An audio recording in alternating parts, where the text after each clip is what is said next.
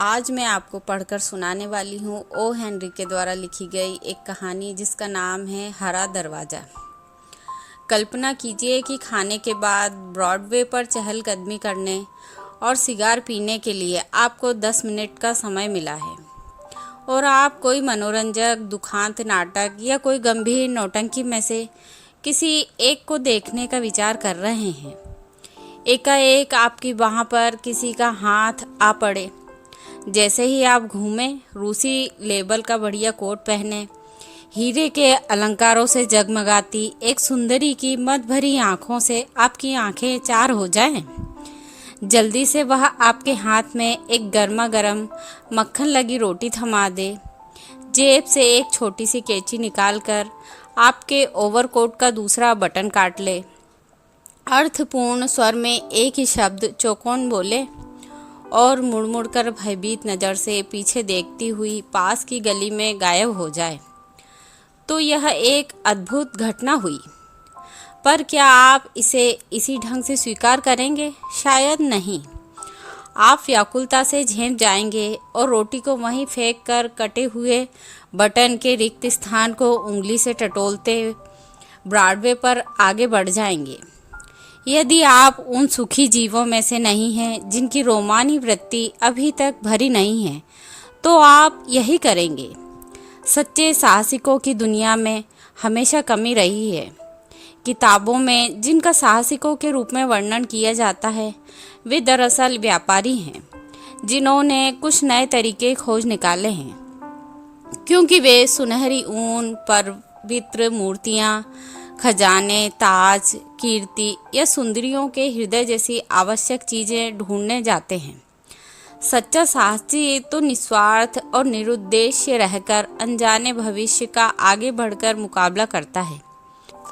वर्षों बाद घर लौटने वाला बाइबिल की कहानी का उड़ाऊ खाऊ लड़का इसका सुंदर उदाहरण है। वीर और शानदार लेकिन नकली साहसिकों की तो दुनिया में कमी नहीं है। जिहाद से लेकर पैलिसेद की लड़ाइयों तक ऐसे वीरों के वृतांत से इतिहास और कथाओं के पन्ने तो भरे पड़े हैं। इनके सारे ऐतिहासिक कथाकारों का व्यापार भी खूब चला है, पर इनमें से प्रत्येक वीर के सामने कोई न कोई प्रलोभन अवश्य था। किसी को ध्येय प्राप्त करना था, किसी को स्वार्थ सिद्धि करनी थी, किसी को जीत कर दिखाना था, किसी को आकांक्षाएं पूरी करनी थी, किसी को नाम अमर करना था और किसी को इनाम जीतना था।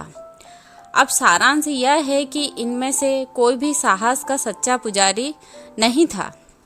बड़े शहरों में रोमांस और साहस की जोड़ी अपने पुजारियों की खोज में घूमती ही रहती है। बाजारों में घूमते हुए हमारी उससे कई बार मुठभेड़ हो जाती है और वह हमारी तरफ देखकर अनेक रूपों में चुनौती देती है। एकाएक ना जाने क्यों हम ऊपर देखते हैं और खिड़की से झांकती हुई हमें कोई ऐसी सूरत दिखाई दे जाती है जो हमारी अतरंग तस्वीरों के प्रदर्शन गृह से आई लगती है। किसी सुनसान सड़क पर भय और पीड़ा से भरी एक चीख किसी बंद और डरावने मकान से सुनाई पड़ती है। हमारा कोचवान हमें चिर परिचित स्थान पर ना ले जाकर किसी अपरिचित द्वार के सामने ला खड़ा करता है, जहां हमारा मुस्कुराकर स्वागत किया जाता है। भाग्य की उसी ऊंची खिड़की से उड़ा हुआ एक कागज का लिखावट भरा टुकड़ा हमारे पैरों के पास आ गिरता है। भीड़ में जाते हुए अजनबियों की तरफ हम द्वेष, प्यार या भयपूर्ण दृष्टि से देखते हैं। वर्षा की एक झड़ी में छाता खोलते ही हम किसी चंद्रमुखी या मृगनयनी को अपने पास खड़ी पाते हैं। हर मोड़ पर रुमाल गिरते हैं, उंगलियां संकेत करती हैं, आँखों से इशारे होते हैं और रोमानी साहस की खोई हुई, एकाकी, मस्त, रहस्यमय, खतरनाक और बदलती हुई कुंजी हमारी उंगलियों में आ अटकती हैं। लेकिन हम में से बहुत कम लोग इस चुनौती को स्वीकार करते हैं। हम रूढ़ियों के बंधन में बुरी तरह जकड़े हुए हैं। हम आगे निकल जाते हैं और एक दिन जब इस नीरस जीवन का अंत समीप आ जाता है, तब सोचते हैं कि हमारा धुंधला रोमांस, एक या दो विवाह, तिजोरी में संभाल कर रखी हुई सैटन की कोई यादगार और झगड़ालू श्रीमती जी से जीवन भर की तकरार तक ही सीमित रहा है। रूडोल्फ स्टीनर एक सच्चा साहसी था। शायद ही कोई ऐसी सांझ बीती हो जब वह अपने मकान से किसी अप्रत्याशित और असाधारण घटना की खोज में न निकला हो। उसकी राय में जीवन की सबसे रोचक वस्तु वह थी जो किसी भी चौराहे पर पड़ी मिल सकती थी। कभी कभी भाग्य को ललचाने की उसकी उत्सुकता उसे विचित्र परिस्थिति में पटक देती थी। 2 बार उसने थाने में रातें काटी। बार बार वह अपने को चालाक धूर्तों से ठगा हुआ पाता। एक आकर्षक प्रलोभन की कीमत उसने अपनी घड़ी और बटुआ देकर चुकाई थी, परंतु साहस के अक्षय तुड़ीर से फेंकी गई हर चुनौती को वह उतने ही दुर्जय उत्साह से स्वीकार करता रहा। एक शाम को रूडोल्फ शहर के मध्य भाग की गलियों में घूम रहा था। सड़क 2 प्रकार के मनुष्यों के प्रभाव से भरी हुई थी। एक वे जो घर जाने के आतुर थे और दूसरे वे जो होटलों के तड़क भड़क वाले जीवन से आकर्षित होकर घर छोड़ निकल पड़े थे। हमारा यह नौजवान साहसिक जो सुंदर दिखाई देता था, इस समय आराम से घूम रहा था। दिन भर वह एक दुकान में काम करता था। अपनी नेक टाई में वह साधारण पिन के बजाय पुखराज से जड़ी एक चैन लगाता था।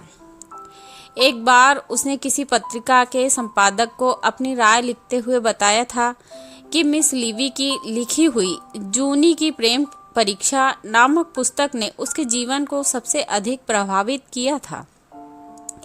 चलते चलते फुटपाथ पर कांच की अलमारी में सजे हुए नकली दांतों की भयानक कड़कड़ाहट ने उसका ध्यान किसी होटल की ओर आकर्षित किया, परंतु गौर से दिखने पर उसे मालूम हुआ कि पास ही के दरवाजे पर किसी दंत चिकित्सक का जगमगाता हुआ बोर्ड लगा है। लाल कशीदे का भड़कीला कोट, पीली पतलून और फौजी टोपी पहने एक महाकाय निग्रो पास ही खड़ा हुआ है। आते जाते लोगों को सावधानी से कुछ पर्चे बांट रहा था। दंत चिकित्सक के विज्ञापन का यह ढंग बहुत प्रचलित था। प्रायः वह इस प्रकार के पर्चों के लिए बिना ही आगे बढ़ जाया करता था, पर आज रात को उस निग्रो ने उसके हाथ में एक पर्चा इतनी चालाकी से थमा दिया कि उसके इस सफल प्रयास पर मुस्कुराते हुए उसे वह स्वीकार करना ही पड़ा। कुछ कदम आगे बढ़कर उसने पर्चे को लापरवाही से पढ़ा, आश्चर्य से उल्टा पलटा और दिलचस्पी से फिर पढ़ा। पर्चा एक तरफ से कोरा था, दूसरी ओर से स्याही के केवल 2 शब्द लिखे थे, हरा दरवाजा। इतने में 2-4 कदम आगे चलते हुए एक व्यक्ति ने निग्रो द्वारा दिया गया पर्चा रास्ते पर फेंका। रूडोल्फ ने उसे उठा लिया। उस पर दंत चिकित्सक का नाम, पता और उसके व्यवसाय की अन्य सामान्य जानकारी छपी थी। बिना दर्द दांत उखड़वाने, नकली दांत लगवाने या दांतों में सोना भरने की व्यवहारिक बातें। पियानो का वह साहसी सेल्समैन अगले मोड़ पर रुककर विचार में पड़ गया। वह सड़क लांघकर दूसरी ओर चला गया। कुछ कदम पीछे लौटा और फिर से सड़क पार करके उसी फुटपाथ पर आकर भीड़ में शामिल हो गया। दूसरी बार उस निग्रो के सामने से जाते हुए रूडोल्फ ने उसके हाथ से पर्चा इतनी लापरवाही से लिया जैसे उसकी ओर उसका ध्यान ही ना हो। 10 कदम आगे बढ़कर उसने पर्चे को जांचा। पहले पर्चे के जैसी ही लिखावट में उस पर भी हरा दरवाजा लिखा हुआ था। राहगीरों द्वारा सड़क पर फेंके गए 2-4 दूसरे पर्चे भी सड़क पर पड़े हुए थे। रूडोल्फ ने उन्हें उठाकर पढ़ा। हर एक पर दंत चिकित्सक का विज्ञापन ही छपा हुआ था। साहस के बेताल ने अपने पक्के अनुयायी रूडोल्फ को शायद ही कभी दोबारा उत्साहित किया हो, परंतु आज वह 2 बार इशारा कर चुका था और इससे रूडोल्फ की तृष्णा जागती ही। कड़कड़ाते दांतों की अलमारी के पास जहां वह निग्रो खड़ा था, रूडोल्फ वापस आया। इस बार सामने से गुजरते समय उसे पर्चा नहीं दिया गया। अपने भड़कीले और हास्यास्पद कपड़ों के बावजूद भी उस निग्रो की एक स्वाभाविक जंगली शान थी। खड़ा हुआ वह किसी को तो नम्रता से पर्चा थमा देता था और किसी को बिना परेशान किए आगे बढ़ जाने देता था। हर आधे मिनट के बाद वह कर्कश और अस्पष्ट स्वर में कुछ गुनगुनाता था, जो किसी मोटर गाड़ी और पक्के गाने के सम्मिलित स्वर सा प्रतीत होता था। इस बार उसने रूडोल्फ को पर्चा नहीं दिया। इतना ही नहीं, बल्कि अपने चमकते और भारी भरकम काले चेहरे से उसकी ओर घृणा सूचक तिरस्कार से देखा। इस दृष्टि ने जैसे रूडोल्फ के साहस पर डंक मार दिया हो। उस नज़र में उसने एक मूक अभियोग पाया जो उसे अयोग्य प्रमाणित कर रहा था।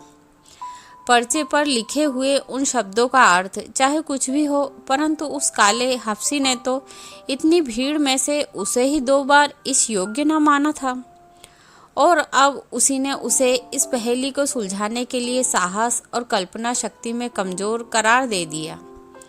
भीड़ से दूर खड़े होकर रूडोल्फ ने उस भवन का सरसरी निगाह से निरीक्षण किया जिसमें उसकी पहेली का हल मिलने की संभावना थी। मकान 5 मंजिल ऊंचा था, जिसके नीचे की मंजिल में एक होटल था। पहली मंजिल जिस पर खिड़कियां बंद थीं, कपड़े और कोट की दुकानें मालूम देती थीं। दूसरी पर जहां बिजली का साइन बोर्ड लगा था, दंत चिकित्सक का दवाखाना था। इससे ऊपर साइन बोर्डों की भीड़ थी, जिसमें ज्योतिषी, दर्जी, संगीतज्ञ और डॉक्टर सभी कुछ थे। इससे ऊपर खिड़कियों पर पड़े हुए कशीदे के पर्दे और खिड़कियों में दिखाई देने वाली दूध की बोतलें वहां पर गृहस्थियों का निवास सूचित कर रही थीं। मकान का निरीक्षण समाप्त करके रूडोल्फ अंदर घुसा और जल्दी से 2 मंजिल ऊपर चढ़ गया। तीसरी मंजिल पर वह रुका, जहां बरामदे में गैस की 2 गंदी लालटेनें जल रही थीं। एक दाहिनी और पास में ही दूसरी बाईं और कुछ दूर। पास वाली लालटेन के धुंधले प्रकाश में उसे एक हरा दरवाजा दिखाई दिया। एक क्षण के लिए वह दुविधा में पड़ गया, परंतु तभी उसे पर्चे बांटने वाले हफ्सी का घृणा सूचक ताना याद हो आया और आगे बढ़कर उसने हरे दरवाजे पर दस्तक दी। दरवाजा खटखटाने और खुलने के बीच जो कुछ क्षण बीते, उन्हीं में रोमांच की सच्ची आत्मा समाई हुई थी। उसे हरे दरवाजे के पीछे न जाने क्या होगा, जुआरियों का अड्डा या सूक्ष्म कौशल से शिकार फांसने को उत्सुक ठगों की टोली, या साहस की पुजारिन सुंदरता, या नौछावर होने की वाट जोह रही है, या खतरा, या मौत, या प्रेम, या निराशा, या मजाक, इनमें से कुछ भी उस डरी हुई खटखटाहट का स्वागत कर सकती थी। कमरे में एक हल्की सी सरसराहट हुई और धीरे से दरवाजा खुला। म्लान मुख वाली एक लड़की, जो 20 साल की भी नहीं लगती थी, सामने डगमगाती हुई खड़ी हो गई। उसने चटकनी खोली और दुर्बलता से झुकी हुई वह एक हाथ से सहारा टटोलने लगी। रूडोल्फ ने उसे थाम लिया और उसे दीवार के पास पड़े हुए पुराने पलंग पर लिटा दिया। दरवाजा बंद करके लालटेन की टिमटिमाती हुई रोशनी में उसने कमरे का निरीक्षण किया। कमरा साफ तो था, पर जैसे चरम दरिद्र की कहानी कह रहा था। लड़की चुपचाप पड़ी थी, जैसे बेहोश हो। उत्तेजित होकर वह कमरे में चारों ओर कोई लकड़ी का पीपा ढूंढने लगा, क्योंकि उसने कहीं सुना था कि बेहोश व्यक्ति को लकड़ी के पीपे पर लिटाकर घुमाने से। पर नहीं, यह उपाय तो डूबने वालों के लिए होता है। वह अपने हेड से पंखा झलने लगा। यह उपाय सफल हुआ, क्योंकि उसकी टोपी का सिरा लड़की की नाक पर लगा और उसने आंखें खोली। उसे प्रतीत हुआ कि उसके हृदय की अतरंग तस्वीरों की प्रदर्शनी में इसी एक चेहरे की कमी थी। निश्चल नीली आंखें, छोटी और नुकीली नाक, मटर की बेल के समान घुंघराले भूरे बाल। उसकी रोमानी वृत्ति का इससे सुंदर क्या पुरस्कार मिल सकता था। लेकिन लड़की का चेहरा दयनीय, दुबला और फीका था। लड़की बिना हिले डुले उसकी ओर देखकर मुस्कुरा दी। उसने धीमे से पूछा, क्या मैं बेहोश हो गई थी? और ऐसी हालत में कौन नहीं होगा? 3 दिन तक बिना खाए रहकर तो देखो, आपको मालूम पड़ेगा। उछलकर रूडोल्फ बोला, अरे राम, मैं वापस आऊं तब तक ठहरना। हरे दरवाजे से बाहर भागता हुआ वह सीढ़ियां उतरा। 20 मिनट में ही वह वापस आ गया और दरवाजे को उसने पांव से खटखटाया, क्योंकि उसके दोनों हाथ होटल और मोदी के यहाँ से मिलने वाली अनेक चीज़ों से भरे हुए थे। उसने सब चीज़ें टेबल पर रखी, रोटी और मक्खन, मांस, केक, समोसे, अचार, ओयस्टर, भुनी हुई मुर्गी, दूध की बोतल और कुछ गर्मा गर्म चाय। बौखलाता हुआ रूडोल्फ बोला, यह बात तो कुछ समझ में नहीं आई। बिना खाए रह जाना, यह तमाशा बंद करो, खाना तैयार है। हाथ का सहारा देकर उसने उसे एक कुर्सी पर बिठाया और पूछा, चाय डालने के लिए कप हैं? लड़की ने जवाब दिया, उस खिड़की के पास तावदान पर रखे हैं। कप लेकर वह लौटा। तब उसने देखा कि लड़की की आंखें आनंद के अतिरेक से चमक रही हैं और स्त्री सुलभ सहज ज्ञान से वह दोना खोलकर सौंफ के अचार के टुकड़े को मुंह में डालने ही वाली है। उसने हंसते हुए उसके हाथ से अचार का टुकड़ा छीन लिया और कप में दूध भरते हुए आदेश दिया, पहले इसे पियो, फिर कुछ चाय मिलेगी और फिर मुर्गी, और अगर कल तक तबीयत ठीक हो गई तो अचार भी मिलेगा। और अब अगर मुझे अपना मेहमान मान लो तो हम दोनों ही खाना शुरू करें। दूसरी कुर्सी खींचकर वह बैठ गया। चाय पीने से लड़की की आंखों में रौनक और चेहरे पर कुछ लाली आ गई थी। कई दिनों के भूखे किसी जंगली जानवर की आतुरता से वह खाने पर झपटी। उस नौजवान की उपस्थिति और सहायता को उसने एक सहज सी चीज माना। यह बात नहीं कि वह औपचारिकता की कीमत नहीं जानती थी, परंतु उसकी घनीभूत पीड़ा ने इस समय उसके मन में कृत्रिम आडंबर के स्थान पर मनुष्यता को अपनाने का अधिकार दे दिया था। परंतु शक्ति और आराम पाकर उसे औपचारिकता का ध्यान आया और उसने अपनी कहानी सुनाना आरंभ किया। शहर के जीवन की लाखों कहानियों में से यह भी एक थी जिसे सुनते सुनते जम्हाई आने लग जाती है। कम तनख्वाह पर दुकानों की रकम कटकर दुकानदारों का नफा बढ़ाती थी। बीमारी के कारण हुई गैर हाजिरी, नौकरी का छूट जाना, गहरी निराशा और हरे दरवाजे पर इस साहसी नौजवान की दस्तक, यही उसकी राम कहानी थी। परंतु रूडोल्फ को यह कहानी इलियट की कथा या जूनी के प्रेम की परीक्षा के संकट सी अनंत लगी। वह बोला, तुम और यह पीड़ा। लड़की सहम कर बोली, हाँ, था तो कुछ मुश्किल ही। और शहर में तुम्हारा कोई संबंधी या मित्र भी नहीं? नहीं, कोई नहीं। कुछ देर रुककर रूडोल्फ ने कहा, मैं भी संसार में बिल्कुल अकेला हूँ। लड़की ने तुरंत जवाब दिया, यह जानकर मुझे बहुत खुशी हुई। अपने एकाकीपन से इस लड़की को प्रभावित जानकर उसे आनंद हुआ। एकाएक उसकी पलकें झप गईं और एक निश्वास छोड़कर वह बोली, मुझे जोर से नींद आ रही है। रूडोल्फ ने अपना टोप उठा लिया, तो मैं इजाज़त लूँ? एक रात की भरपूर नींद तुम्हारे लिए अच्छी रहेगी। उसने हाथ आगे बढ़ाया, जिसे अपने हाथ में लेती हुई लड़की बोली, नमस्ते। परंतु उसकी आंखों में एक प्रश्न इतनी स्पष्टता, निश्चलता और करुणा से प्रकट हो रहा था कि रूडोल्फ को उसका उत्तर शब्दों से देना पड़ा। हाँ हाँ, तुम्हारी तबीयत संभालने के लिए मैं कल जरूर आ जाऊंगा। इतनी आसानी से पिंड नहीं छुड़ा सकोगी। तभी जैसे रूडोल्फ के आने के मार्ग से उसका आना ही अधिक महत्व की बात हो।